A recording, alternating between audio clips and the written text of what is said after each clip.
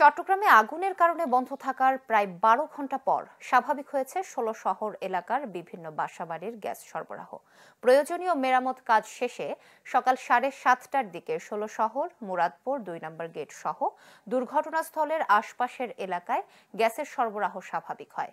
KGDCL জানায়, গ্যাসের লাইনের সাথে সর্বনিম্ন দূরত্ব বজায় না রেখে পিডিবির লাইন স্থাপন করায় ক্রমাগত ঘর্ষণে সেখানে লাইনের লিকেজ তৈরি হয়। ফলে শনিবার রাতে নগরীর ১৬ শহরে বিপ্লব উদ্যানে সংলগ্ন ব্যস্ততম সড়কে গ্যাসের লাইনে লিকেজ হয়ে আগুন লাগে।